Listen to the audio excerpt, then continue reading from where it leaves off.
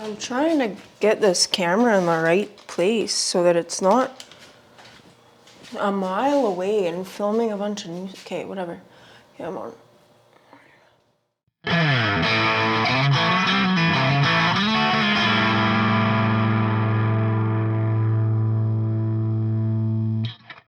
Hey everybody, welcome back to my channel.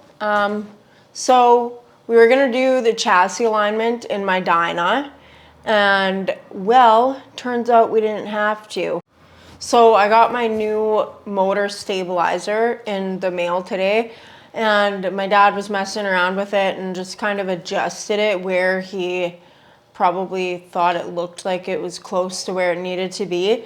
And then we put it on the bike and we're getting all ready to do the adjustment. And I went to actually check how far out of adjustment or how far out of straight everything was. And everything just turned out to be perfectly adjusted as it was, just with the way that my dad had just kind of guessed with the stabilizer. So yeah, it worked out. We didn't actually end up having to do an adjustment at all because it all fit the way that it should have with the stabilizer, the way that it was when my dad put it on there. But I'm still gonna show you guys just what we use to do this adjustment anyways, because it doesn't actually tell you in the manual. It's kind of funny because the Harley manual, I borrowed this actually off my work, and it just ended up being useless. Thanks for letting me borrow it to my boss, but they don't actually tell you how to do a drivetrain alignment on your Dyna. But it didn't matter because we already had a hillbilly setup figured out for it, because we had to do this adjustment previously when I put the AMF rim on the back of the Dyna. For anyone else who needs to do this themselves and you don't want to take it to a shop, or you're not able to take it to a shop, I'm going to show you guys our hillbilly homemade tool, and hopefully you guys can get some use out of this. And I just want to remind everybody too that I'm not a professional, and I'm just doing what works for me with what I've got around, and I'm not telling anybody what to do themselves because I don't want anybody getting hurt and then blaming me for it. Okay, so before I actually show you guys how to do this adjustment or how we're doing this adjustment, I'm just gonna make clear what kind of adjustment we're actually doing. We're actually doing a drivetrain alignment. So the entire drivetrain is aligned with that motor stabilizer that's on the top of the engine. I'm gonna just grab my old one so I can show you guys what I'm talking about.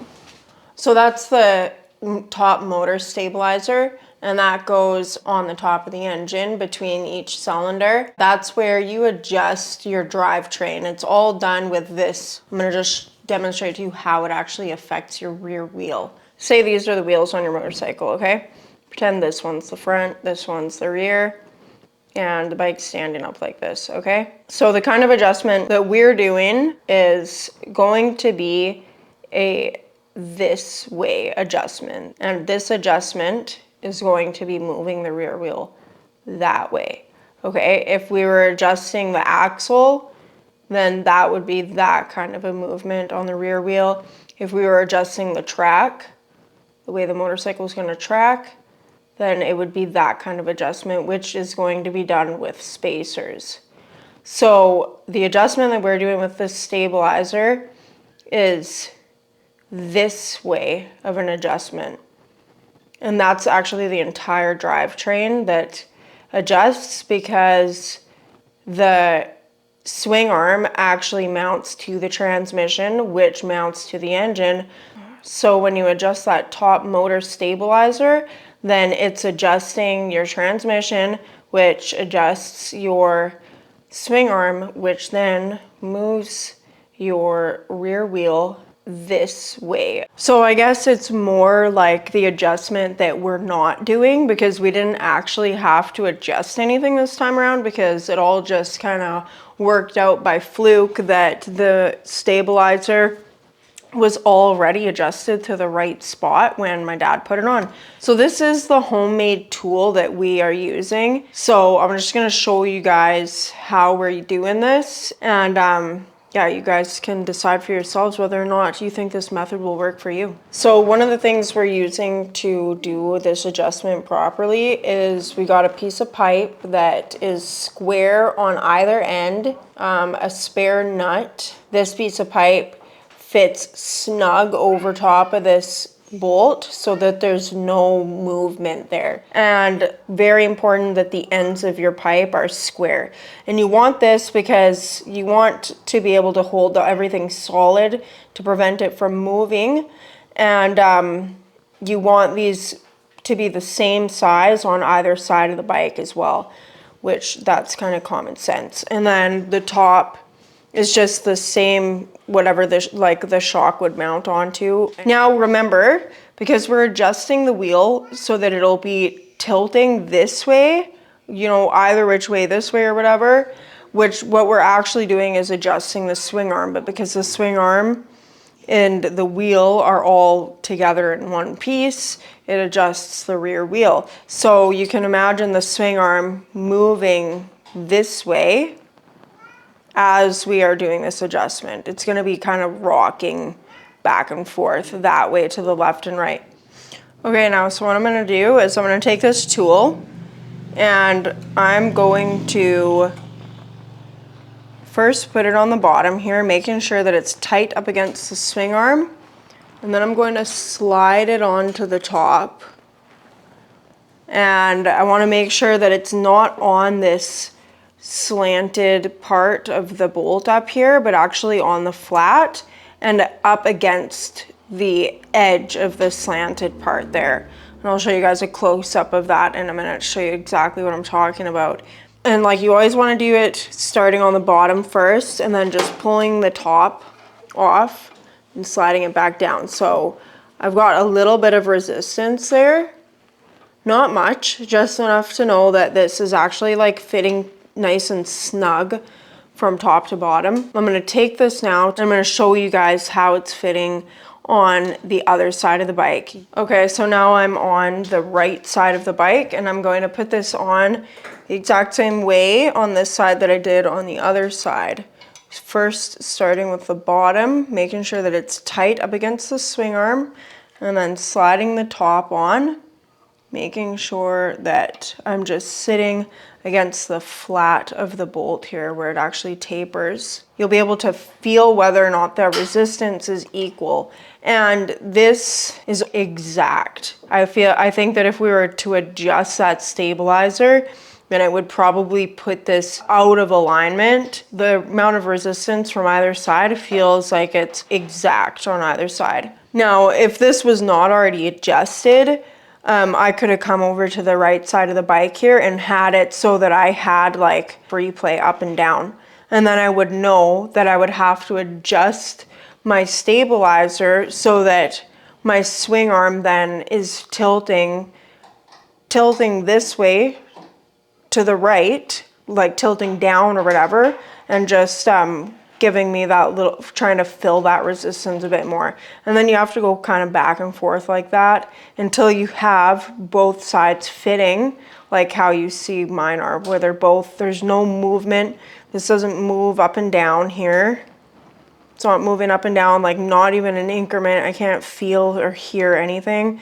And it's the amount of resistance when I pull this back. Like I said, it's exact. Like I can hardly even tell that there's any difference in that amount of resistance.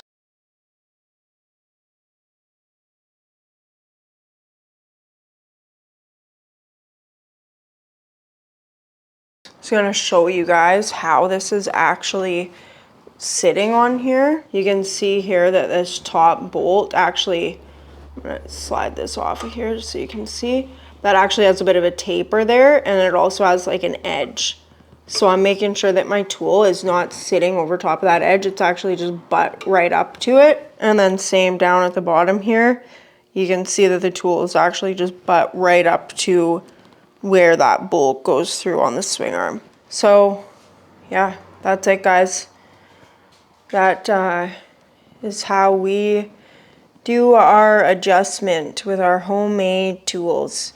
I don't know if you want to call it hillbilly, redneck, DIY, or whatever the heck that is. Yeah, but that's how we do it. So we're just gonna put this thing back together now.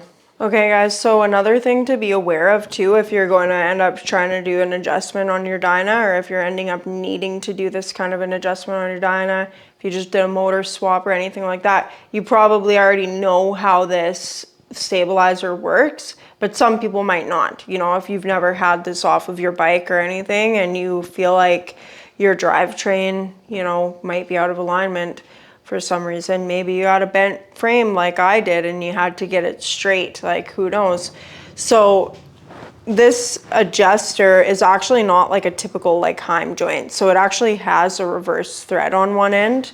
So you can actually adjust it by just turning this center piece here. If you turn this center piece, it's actually going to pull these two closer to center, depending on which way you turn it, or push them away from each other. And then these nuts are just lock nuts, so that when you have it adjusted, then you can tighten these up against the heim joint, and that's actually going to keep it where you have it adjusted. That's something to keep in mind. If you're needing to do an adjustment on your Dyna, you don't have to take this apart or anything like that to do it.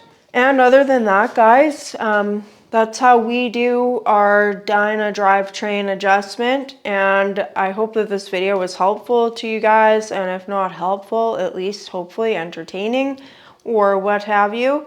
And like always, everybody, thanks for being here. Thanks for watching my videos and being on my channel. And thanks for your support, everything like that. And if you like what you see, or if you just like me, or even if you don't like me, but you like my bikes, then like this video, comment down below, subscribe to my channel, and hit that little notification bell if you want to be notified every time I put a new video out. And like always, I will catch you all on the flip side. Peace.